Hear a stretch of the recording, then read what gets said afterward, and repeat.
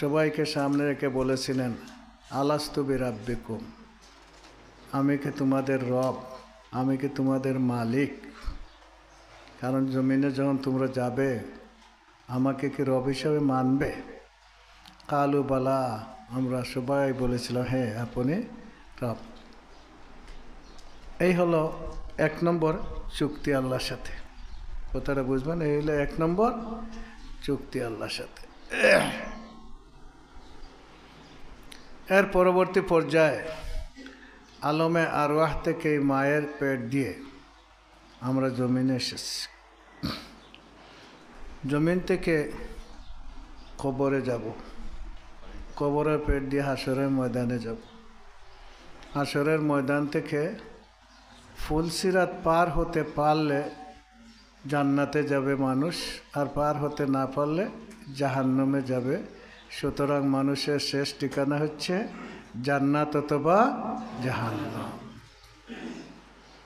আমাদের সেই পুরানো বাড়ি জান্নাতে কারা কারা যেতে চান হাত তুলেন তো আমি দেখি চাই।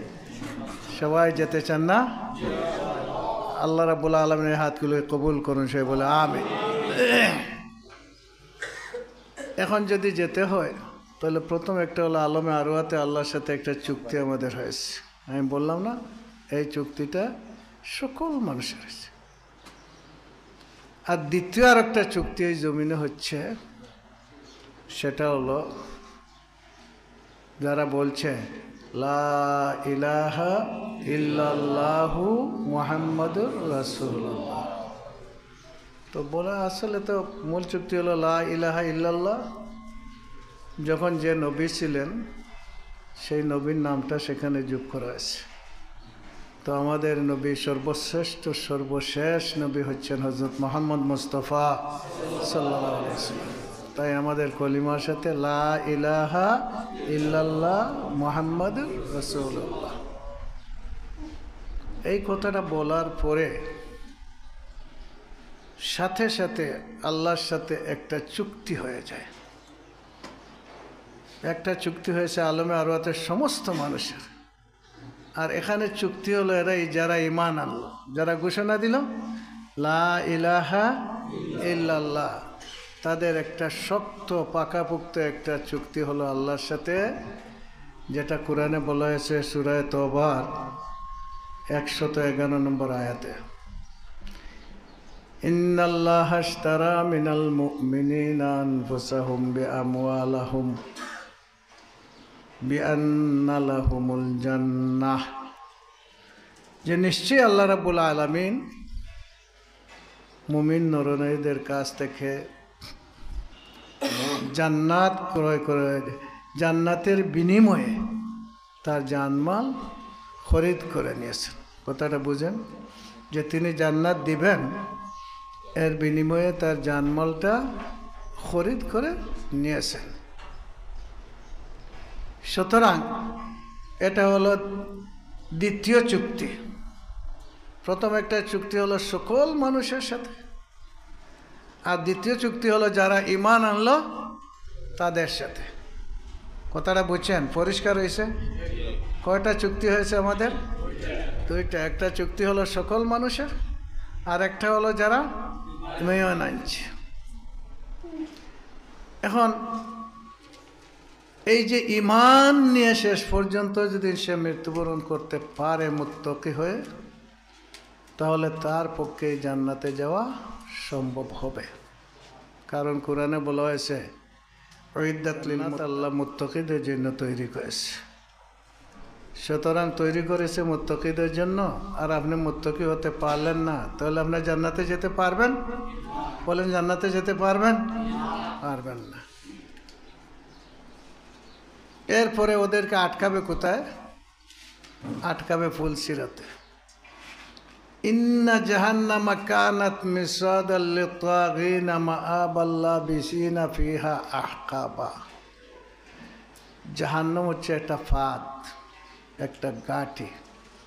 ক্ষুধাদ্রোহী যারা আছে এদের জন্য। আর এই গাঁটিতে তার আটকা পড়ে জাহান্নামে যাবে, আর সেখানে যুগ যুগ ধরে থাকবে, সেটা শেষ হবে না। সেটা হচ্ছে জাহান্নাম। আর এই গাঠি যেটা, এই গাঠিটার নাম হচ্ছে ফুলসিরাত। ফাঁদ, ফাঁদ বুঝেননি? আগে ফাঁকি ধরার জন্য এই যে বিভিন্ন ফাঁদ দিত, কুড়া ধরার জন্য কুড়া আর একটা দিয়ে দিত, এই জন্য ফাঁদ। এই ফাঁদ হচ্ছে জাহান্নাম, ফুলসিরাত। সুতরাং এই গাঠিও পার হতে হলে মুত্তাকি হওয়া লাগবে, কারণ এই গাঠিটা সবাইকে পার হতে হবে। কোরআনে বলা হয়েছে ওয়া ইমিন কুল্লিন ইল্লা ওয়ারিদুহা, যে তোমাদের প্রত্যেককে জাহান্নাম অতিক্রম করতে হবে। জাহান্নাম অতিক্রম করতে হবে তার মানে হলো হাসরের শেষ সীমানা থেকে জাহান্নামের উপর দিয়ে জান্নাত পর্যন্ত একটা ব্রিজ থাকবে, সেই ব্রিজের নাম হলো ফুলসিরাত। এখন এখানে শর্ত আল্লাহ দিচ্ছেন প্রত্যেককে। কুল্লুন শব্দটা আসছে জামিয়ান নাই, একা একা, সবাইকে এই ফুলসিরাত পার হতে হবে। এখন কোনো মানুষ বাকি আছে? তাহলে আদম থেকে শুরু করে শেষ আদম পর্যন্ত যারাই থাকবে সবাই এই জাহান্নামকে ফুলসিরাতের উপর দিয়ে অতিক্রম করতে হবে। কিন্তু এই জাহান্নাম যারা ইমানের দাবি পূরণ করে না, এই জমিনে যে চুক্তি, দুইটা চুক্তি করেছিল, একটা হলো আল্লাহর কাছে সরাসরি, আর একটা হলো ইমান আনার পরে আল্লাহর কাছে চুক্তি করেছে। এই দুইটা চুক্তি যদি রক্ষা না করে তাহলে সে সেই ফুলসিরাত পার হতে পারবে না। এজন্য আল্লাহ নিজে বলছেন, যারা আল্লাহর সাথে দেয়া এই চুক্তিকে পালন করবে, ইমানের দাবি আদায় করবে, তারা নামই হচ্ছে মুত্তাকি। সবাই বলে সুবহানাল্লাহ। এই ইমানের দাবি হইল এই দুইটা চুক্তি পালন করা। কথাটা বুঝছেন? ইমানের দাবি হলো এই দুইটা চুক্তিকে বাস্তবায়িত করা। আর এই দুইটা চুক্তি যারা বাস্তবায়িত করবে, পালন করবে, তারাই হচ্ছে মুত্তাকি। আর আল্লাহ বলছেন যারা মুত্তাকি হবে তাদেরকে আমি নিজ হাতে ফুলসিরাত পার করে দেব। দেখেন তো কত সুন্দর কথা, যে যারা ইমানের দাবি পূরণ করবে এই জমিনে তারা হবে মুত্তাকি। আর আল্লাহ বলছেন যে আমি নিজ হাতে ওই মুত্তাকিদেরকে ফুলসিরাত পার করে দেব। কোরআনে আল্লাহ বলছেন যে কারণ সেখানে মুত্তাকি শর্তটা দেওয়ার সমাজে কলিমা পড়ছে অসংখ্য লোক আছে, পড়ে কিনা? নমাজও পড়ে, রোজাও রাখে, হজও করে, জাকাতও দেয়, সদকাও করে, খয়রাতও করে, মসজিদও বানায়, মাদ্রাসা বানায়, সুতরাং ইবাদত করে। কিন্তু ইমানের মূল দাবি যেটা, সেই দাবি পূরণ না করার কারণে সে মুত্তাকি হতে পারে নাই। কথাটা বুঝছেন? মূল দাবিটা কি? মূল দাবি হলো এই, তার ইমানের মূল দাবিটা হলো এই যে সে আল্লাহর এই জমিনে আল্লাহর দ্বীনকে বিজয়ী করার জন্য জান এবং মাল কুরবান করে কাজ করবে। এটাই হলো ইমানের মূল দাবি। কথাটা বুঝছেন? এটাই হলো ইমানের মূল দাবি। এই নমাজ, রোজা, হজ, যাকাত যেটা আছে, এটা যেমন আল্লাহ বলেছিলেন ইন্নী জাইলুন ফিল আরদি খলিফা, আমি জমিনে আমার খলিফা পাঠাতে চাই। ফেরেশতাদেরকেই বলে আতাজালু মান ইউফসিদু ফিহা ওয়া ইয়াসফিকুদ দিমা, তারা বলেছিল যেমন একটা জাতিকে আপনি পাঠাতে চান যারা জমিনে গেলে ফিতনা ফাসাদ করবে, রক্তপাত ওঠাবে। তখন আল্লাহ বলেছিলেন ইন্নী আ'লামু মা লা তা'লামুন, আমি যেটা জানি এটা তোমরা জানো না। কিন্তু আজকে দেখা যাচ্ছে যে ফেরেশতাদের এই দাবিটাই বেশি বাস্তবায়িত হচ্ছে। ফিতনা ফাসাদ জমিনে আছে কিনা বলেন? মাইডাঙ্গা জমিনে আছে কিনা বলেন? তাহলে ফেরেশতারা যা বলেছিলেন সেটা আমাদের চোখের সামনে বেশ, এবং সেটা শুধু যারা কলমা পড়ে নাই, ঈমান আনে নাই তারা করছে না, যেটা কলমা পড়ছে ঈমান আনছে এরাও করছে। এই কিছুদিন আগে এই জমিনে কি পরিমাণ জুলুম ছিল। এরা মুসলমানের অংশ ছিল না, মুসলমানদের সাথে বসবাস করতো না, কিন্তু কাদেরকে মারছে? যারা ঈমান নিয়ে বাঁচতে চাইছে তাদেরকে মারছে। এজন্য আমার বন্ধুগণ, যেহেতু মুসলমানদের সাথে একসাথে বসবাস করে মুনাফিক, যারা জিহাদ করে নাই নিজের জান এবং মাল দিয়ে, তাদের সম্পর্কে আল্লাহ রসুলের হাদিস হলো যে মান মাতা ওয়ালাম ইয়াহসু ওয়ালাম ইউহাদ্দিসু নাফসাহু মাতা মাইতাতাম মিনান নিফাক, যে মারা গেল আর জিহাদ করল না, জানমাল কুরবান করে আল্লাহর দ্বীনকে প্রতিষ্ঠিত করার জন্য কাজ করল না, ওয়ালাম ইউহাদ্দিসু নাফসাহু, এবং অন্তর দিয়ে একদিন কল্পনা করল না, চিন্তাও করল না, কোনো সহযোগিতা করল না, সে যখন মারা যাবে মাতা মাইতাতাম মিনান নিফাক, সে মুনাফিক হয়ে মারা যাবে। সবাই বলে সুবহানাল্লাহ। এখন চিন্তা করেন যে কত লোক মুসলমানের সাথে বসবাস করছে, এরপরে এরা মুত্তাকি হয়ে মরছে না মুনাফিক হয়ে মরছে? এখন আপনার আমার বুকে হাত দিয়ে দেখি আমি মুনাফিক হয়ে মরতেছি না মুত্তাকি হয়ে মরতেছি? আমার প্রশ্ন হলো এটাই, আমি মুনাফিক হয়ে মরছি না মুত্তাকি হয়ে মরছি? শুধু তাদের বিষয় তো দেখলে হবে না, বলে জিহাদ লাগলে আমি নাই, এটা তো হতে পারে না। কি বলেন? জিহাদ চাই আর জিহাদ লাগলে আমি নাই।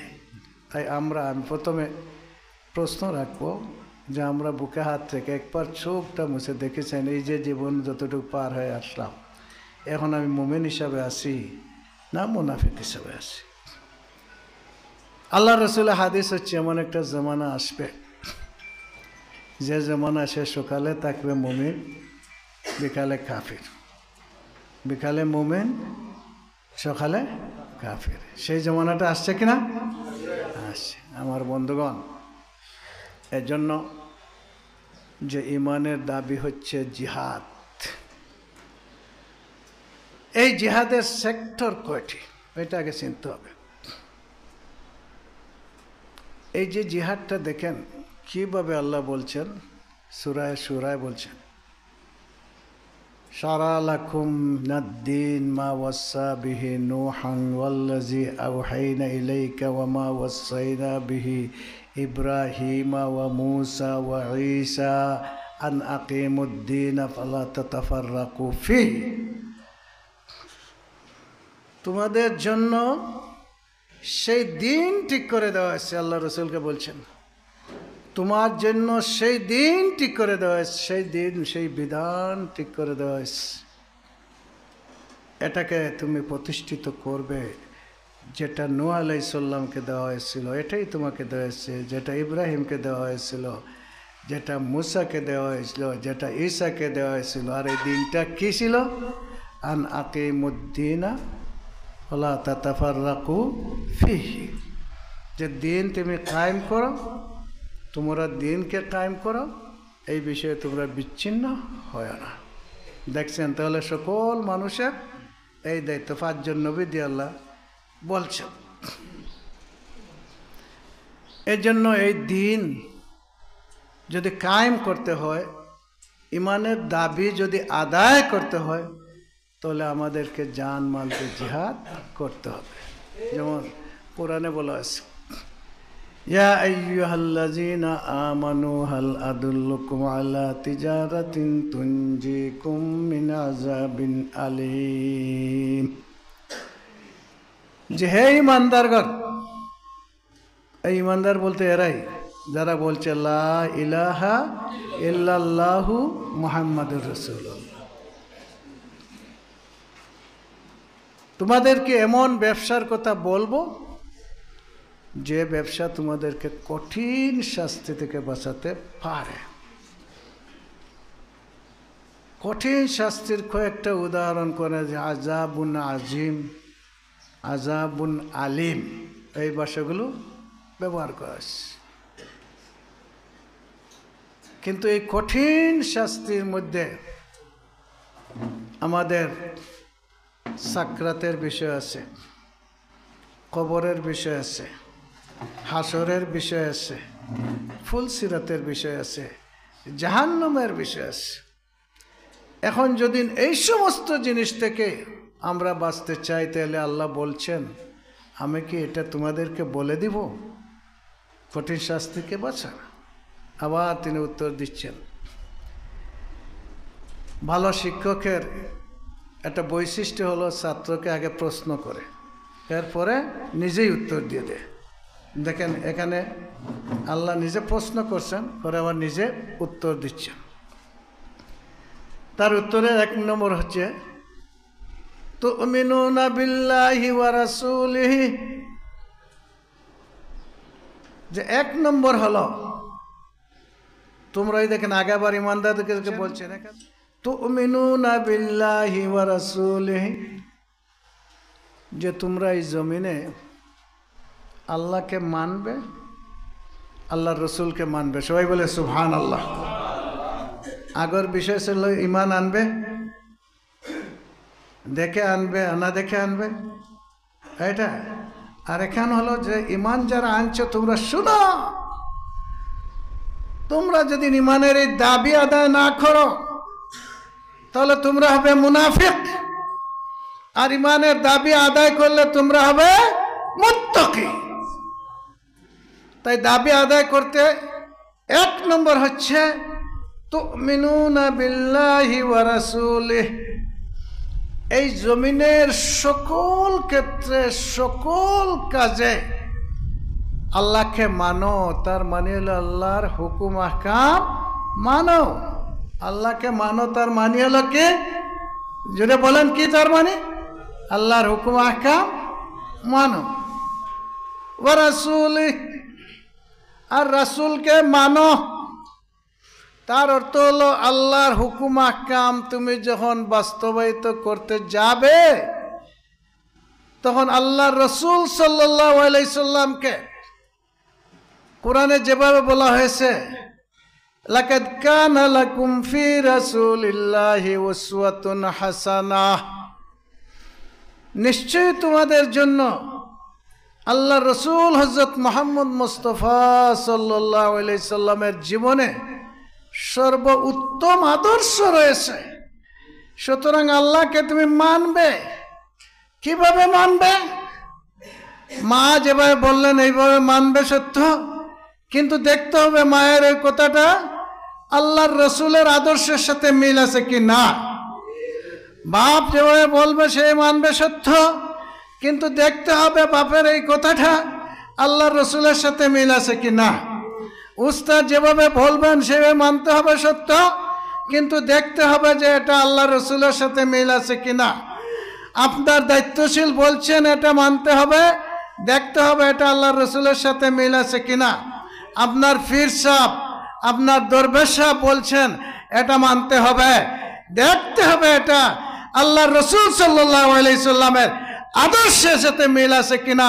যদি মিল না থাকে তাহলে কারো হুকুম আর মানা যায় না, মানতে হবে আল্লাহ রসুল সাল্লাল্লাহু আলাইহি সাল্লামের আদর্শের ভিত্তিতে আল্লাহ রাব্বুল আলামিনের হুকুম। এটাই হচ্ছে লা ইলাহা ইল্লাল্লাহু মুহাম্মাদুর রাসূলুল্লাহ। কথাটা ঠিক কিনা বলেন? আমার বন্ধুগণ, আল্লাহ তাই এই কথাটা বলছেন প্রথম। আর দ্বিতীয় কথা বলছেন তুজাহিদুনা ফি সাবিলিল্লাহ, এই জিনিস মানতে পারবেন না। আপনি যদি জিহাদ না করেন তাহলে মানতে পারবেন না, কারণ এটা কোরআনে বলছেন যে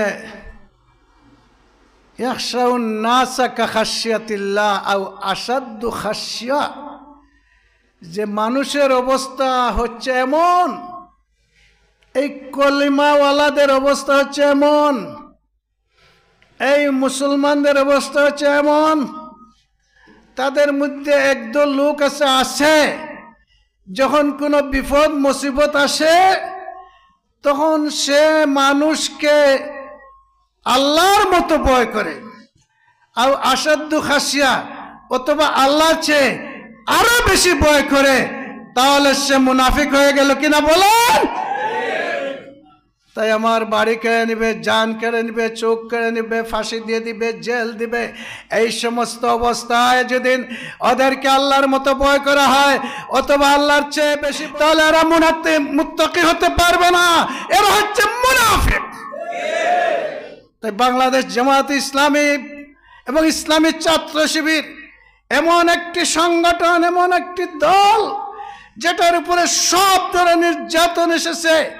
আমাদের নেতৃবৃন্দকে ফাঁসি দেওয়া হয়েছে, হত্যা করা হয়েছে, গুম করা হয়েছে, আমাদের কর্মীদেরকে, আমাদের মা বোনদের ইজ্জত নষ্ট করা হয়েছে, জেলে দেওয়া হয়েছে, ছাত্র শিবিরের ছেলেদের চোখ উপড়ে দেওয়া হয়েছে, কলিজা ছিঁড়ে ফেলা হয়েছে, পায়ের সাথে বন্দুক লাগিয়ে গুলি করে পা কেটে দেওয়া হয়েছে। এ ধরনের জুলুম নির্যাতন করার পরেও তারা মনে করেছিল এই জমিন থেকে ইসলামকে বন্ধ করে দিবে, ইসলামী আন্দোলনকে বন্ধ করে দিবে, ছাত্র শিবির শেষ করে দিবে, জামাতকে শেষ করে দিবে। কিন্তু আল্লাহর উপর ভরসা করে বুকে হাত থেকে বলছি, ওরাই শেষ হয়ে গেছে। বাংলাদেশের ইসলামী আন্দোলন আবার জেগে উঠেছে। কথাটা ঠিক আছে?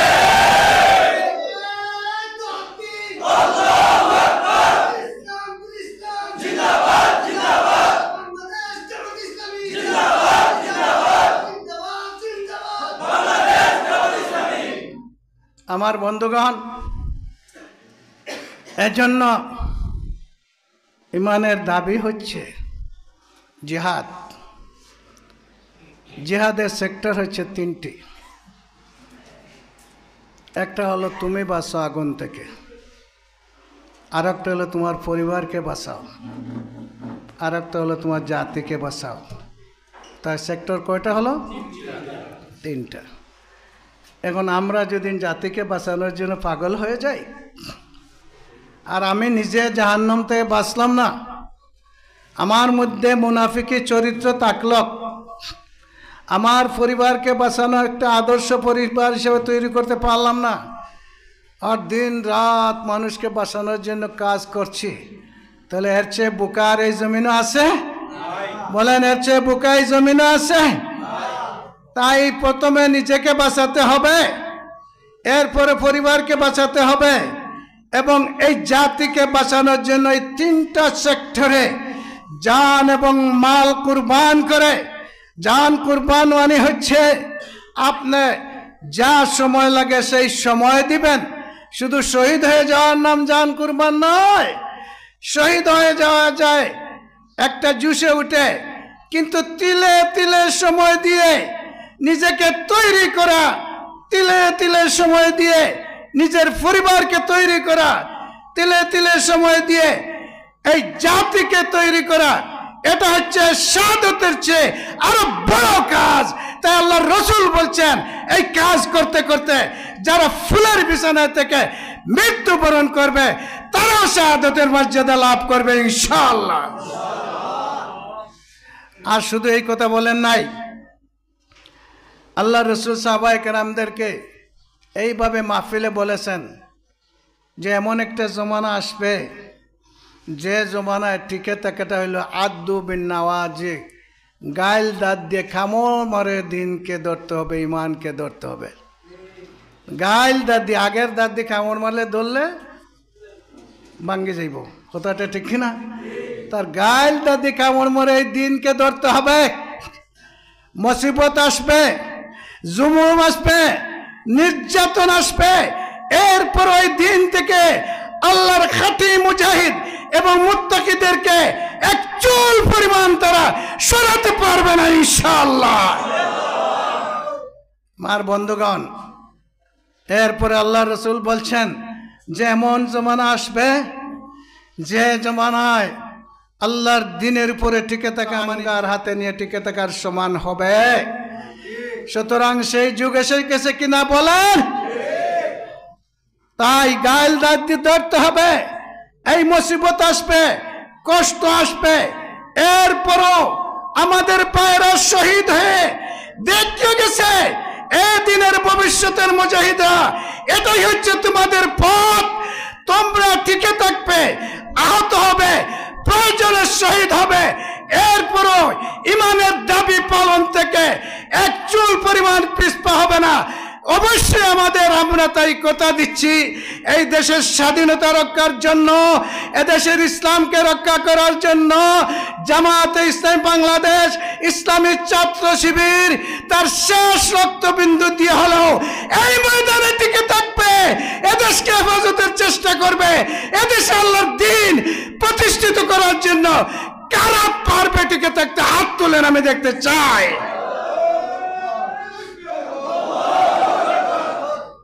আমার বন্ধুগণ, এরপরে সাহাবায়ে কেরামরা প্রশ্ন করলেন, সাহাবায়ে কেরাম যে হে আল্লাহর রসুল, ইমানের এই দাবি তারা পূরণ করলো, এই কাজটা করলো, এর বদলা তারা কি পাবেন? তখন আল্লাহর রসুল বললেন, তোমাদের 50 জনের সওয়াব একজনে পাবে। সবাই বলেন সুবহানাল্লাহ। সাহাবায়ে কেরামরা আবার প্রশ্ন করলেন, আমাদের মতো? বলে হ্যাঁ, তোমরা হচ্ছে আমার সাহাবী সাথী, আর এরা হচ্ছে আমার ভাই। কারণ এরা আমাকে পায় নাই, না পাওয়ার পরও এত কষ্ট স্বীকার করে এই দিনের উপরে টিকে থাকবে, ইমানের দাবি পালন করার জন্য তারা তোমাদের মতো 50 জন সাহাবীর সওয়াব পাবে ইনশাআল্লাহ। শুধু এখানে নয়, এরপরে বলছেন যে একজন 100 শহীদের সওয়াব লাভ করবে। সবাই বলেন সুবহানাল্লাহ। দেখছেন এখন কোন পজিশন, এই অবস্থা টিকে থাকলে কোন পজিশন? যদি আমরা এই ইমানের দাবি আদায় করতে পারি, ইমানের দাবি যদি পালন করতে পারি, আর মূল জায়গা রয়েছে ফুলসিরাত, এখন আমরা পার হই নাই। এইটা এজন্য এই দাবি পালন করতে, এটা হলো জিহাদ। জিহাদের বিষয়ে আল্লাহ রসুল সাল্লাল্লাহু আলাইহি সাল্লাম বলছেন, আল মুজাহিদু মান জাহাদা নাফসাহু ফি তাআতিল্লাহ, যে সত্যিকার মুজাহিদ হচ্ছে সেই ব্যক্তি যে ব্যক্তি আল্লাহর আনুগত্যের জন্য এই জমিনে তার নিজের নফসের বিরুদ্ধে জিহাদ করে। সবাই বলে সুবহানাল্লাহ। আপনি যদি আপনার নফসকে পরাজিত করতে না পারেন, নফস হলো একটা তাগুত, এটাকে যে পরাজিত না করতে পারেন, তাহলে দুনিয়ার কোনো কিছুকে পরাজিত করতে পারবেন না। তাই 1 নম্বরে নফসকে পরাজিত করার জন্য আমার বন্ধুগণ আমাদেরকে সিদ্ধান্ত নিতে হবে, আমাদের নিয়তকে সহি করতে হবে যে আল্লাহর জমিনে আল্লাহর দ্বীনকে বিজয়ী করার জন্য জান মাল কুরবান করে আল্লাহকে রাজি খুশি করে আমরা জান্নাতে যেতে চাই। এটাই হবে আমাদের উদ্দেশ্য লক্ষ্য। কার উদ্দেশ্য লক্ষ্য হবে? একটা হাত তুলেন তো আমি দেখতে চাই। আল্লাহ রাব্বুল আলামিন এই হাতগুলোকে কবুল করেন। কথা বুঝে শুনে উঠাইছেন হাত? বুঝাইছেন। সুতরাং আজ থেকে এই নফসের কুরবানি, এই নফসকে যা করব আমি আল্লাহকে রাজি খুশি করার জন্য করব। 2 নম্বর হলো আমার উপরে যে দায়িত্ব আছে, এই দায়িত্বটা প্রথমে হলো শুহাদা আলান নাস, আমি এই জমিনে একজন সত্যের সাক্ষ্য হব, সত্যের সাক্ষ্য হব।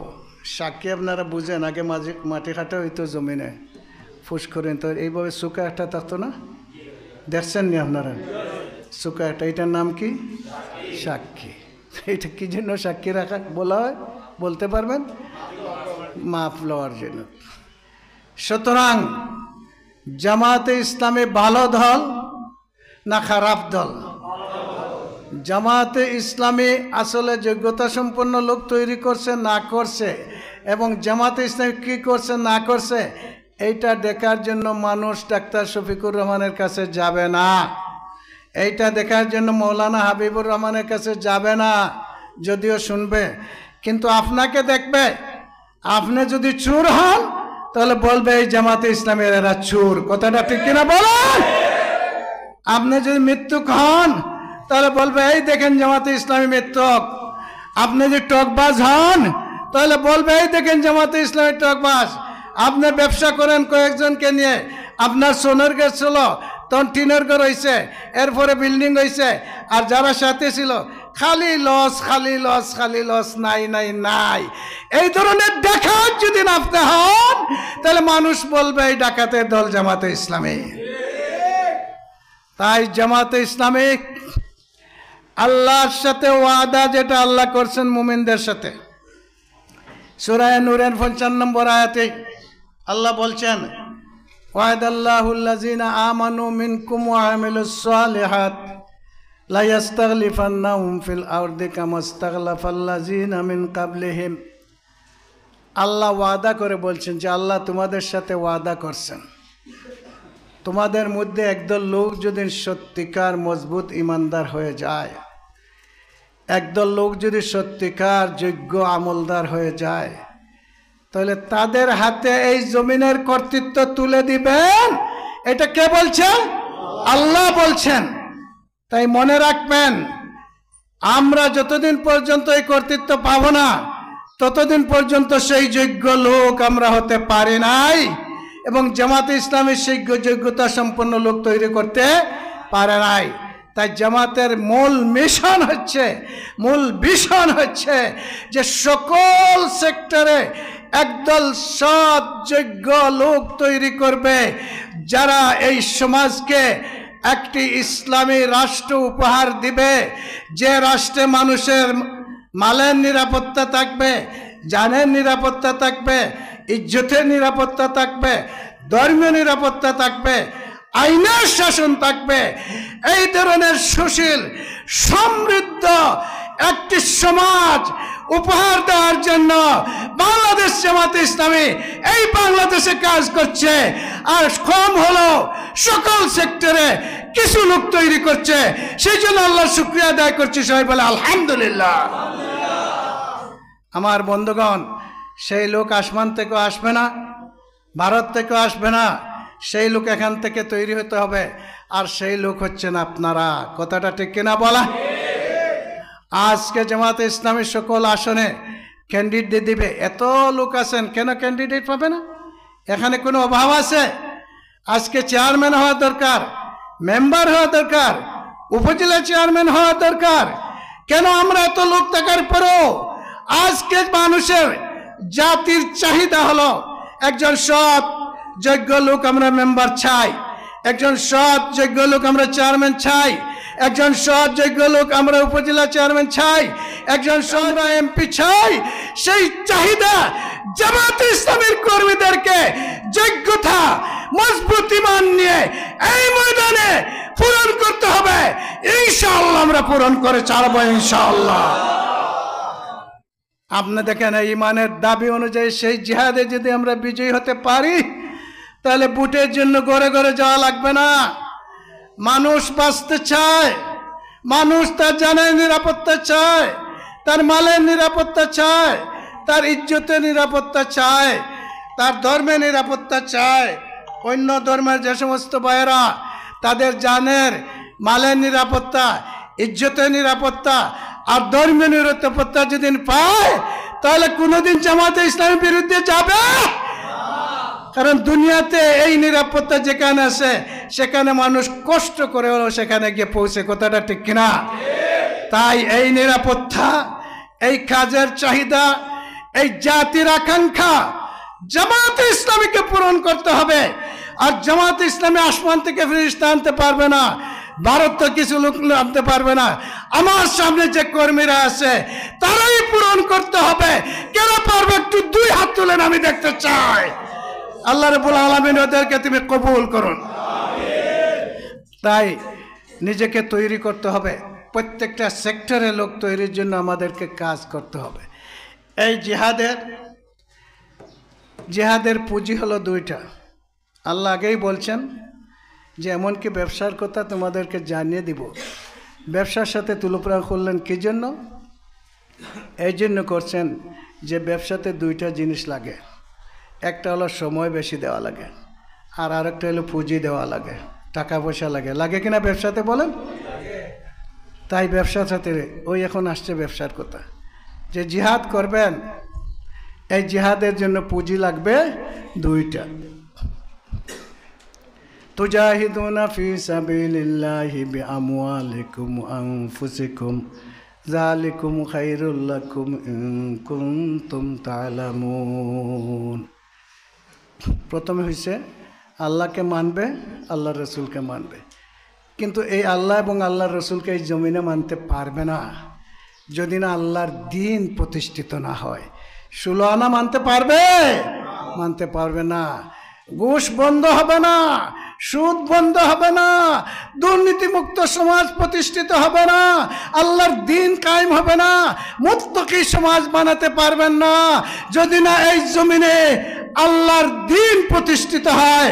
এই জন্য এই দ্বীন প্রতিষ্ঠিত করার জন্য ইমানের দাবি জিহাদ করবেন। আর এই জিহাদের জন্য যা সময় প্রয়োজন সেই সময় দিবেন, যা খরচ করার প্রয়োজন টাকা পয়সা তা খরচ করবেন। এই 2টা দিয়ে তোমরা যদি এই ময়দানে জিহাদ করো, যালিকুম খায়রুল লাকুম ইন কুনতুম তা'লামুন, এটা তোমাদের জন্য কল্যাণজনক হতো যদি তোমরা ভালো করে বুঝতে পারতে। তাই জান মাল কুরবান করে ইমানের দাবি আদায় করার জন্য জিহাদ করতে হবে। এরপর আল্লাহ কি বলছেন? জান্নাতে কোনো লোক তার আমল দিয়ে যেতে পারবে না আল্লাহ যদি তাকে মাফ না করে। আল্লাহ মাফ না করে, এখানে প্রথম শর্ত হলো যে আল্লাহ মাফ করবেন, এরপরে জান্নাত দিবেন। তাই এখানে বলছেন এই ইমানের দাবি, এই জিহাদ জান মাল কুরবান করে যারা করবেন এটা তাদের জন্য কল্যাণজনক। আর এর বিনিময়ে আল্লাহ দিবেন ইয়াগফির লাকুম যুনুবাকুম, তোমাদের সমস্ত গুনাহ আল্লাহ মাফ করে দিবেন। সে বলে সুবহানাল্লাহ। ওয়া ইউদখিলকুম জান্নাত, জান্নাত দেওয়া হবে আমার বন্ধুগণ। এই জান্নাতে যেতে হলে ফুলসিরাত পার হতে হবে। আগে আপনাদেরকে ফুলসিরাতের পারে রেখে এসেছিলাম আমি। সুতরাং সেই ফুলসিরাত পার হতে দেখেন যারা মুসলমান কিন্তু মুনাফিক, জিহাদ না করলে কিন্তু মুনাফিক। এরপরেও আল্লাহ বড় মেহেরবান, হাসরের বিচার যখন হবে, বিচারের পরে সবাইকে আলো দিয়ে দিবেন। ইয়াসানুরুহুম বাইনা আইদিহিম ওয়া বিআইমানিহিম, তাদের সামনের দিকে আলো দৌড়াতে থাকবে, ডান দিকে আলো দৌড়াতে থাকবে। কিন্তু যখন এই ফুলসিরাতের পাশে যাবে, যাওয়ার পরে যারা ইমানের দাবি, আল্লাহর সাথে দেওয়া ওই 2টা ওয়াদা, এই যে 2টা চুক্তি, এই চুক্তি লঙ্ঘন করেছে, এটা করে নাই, তাদের আলোটা দফা দিয়ে মিটে যাবে, নিভে যাবে, এটা আলো থাকবে না। তখন তারা জিহাদ করে ওই ময়দানে টিকেছিল, তাদের আলো থাকবে। তো তখন এদেরকে বলবে যে ভাই দেখেন, ওই এখানে এসে আল্লাহ মুনাফিক বলে দিছেন, ওয়ায়াকুলুল মুনাফিকিনা ওয়াল মুনাফিকাত, কাদেরকে বলছেন? ওই মুসলমানদেরকে যাদের আলো ছিল, আসার পরে এখানে 2 পার্ট হয়ে গেছে। কারণ একদল মুত্তাকি হইছে আর একদল হইছে মুনাফিক। এই মুসলমান থেকে একদল মুত্তাকি হইছে আর একদল হইছে মুনাফিক। এদের আলোটা নিভে যাবে। নিভে যাওয়ার পরে বলবে উনজুরনা নাকতাস বিসমিন নূরিকুম, যে বাইরা আমাদের দিকে তাকাও, আমাদের মশাল নিভে গেছে, আমাদের দিকে তাকাও, তোমাদের মশাল থেকে আলো থেকে আমাদেরকে একটু আলো দাও। তখন বলা হবে কিলা ইরজিউ ইলা ওয়ারাইকুম ফালতামিসু নূরা, যে তোমরা পিছন দিকে যাও, সেখানে গিয়ে আলো তালাশ করো, মানে এই দুনিয়াতে যাও। তখন দুনিয়াতে পাবে না। তখন দেখবে যে সামনে আগুন জ্বলতেছে, এই ফুলসিরাত আছে, সুতরাং বাঁচার আর কোনো উপায় নাই। তখন আঞ্জা করে ধরে ফেলতে চাইবে।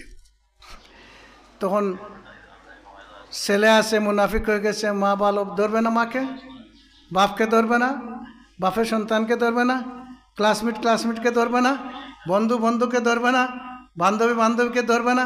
বিপদে পড়লে মানুষে ধরে কিনা বলেন? তখন আঞ্জা করে ধরে ফেলতে চাইবে ওই মুত্তাকিদেরকে, ওই মুনাফিকরা। ফাদুরিবা বাইনাহুম বিসুরিল লাহু বাব, তখন এদেরকে পৃথক করার জন্য আল্লাহ কি করবেন?